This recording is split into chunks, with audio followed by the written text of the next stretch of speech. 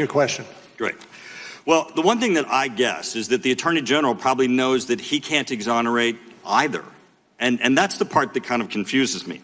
Because if the Attorney General doesn't have the power to exonerate, then you don't have the power to exonerate. And I believe he knows he doesn't have the power to exonerate.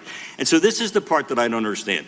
If your report is to the Attorney General, and the Attorney General doesn't have the power to exonerate, and he does not, and he knows that you do not have that power, you don't have to tell him that you're not exonerating the president. He knows this already. So then that kind of changed the context of the report. No, we included in the report for exactly that reason. He may not know it, and he should know it. So you believe that the attorney, Bill Barr, believes that somewhere in the hallways of the Department of Justice there's an office of exoneration? No, that's not what I said.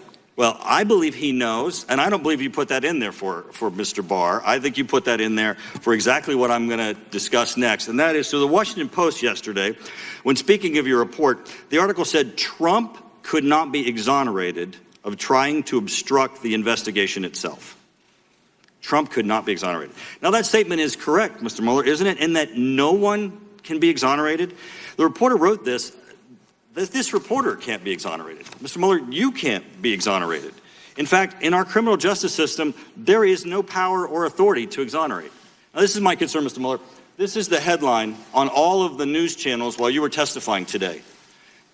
Mueller, Trump was not exonerated. Now, Mr. Mueller, what you know is that this can't say Mueller exonerated Trump, because you don't have the power or authority to exonerate Trump. You have no more power to declare him exonerated than you have the power to declare him Anderson Cooper. So the problem that I have here is that since there's no one in the criminal justice system that has that power, the president pardons, he doesn't exonerate. Courts and juries don't declare innocent, they declare not guilty. They don't even declare exoneration.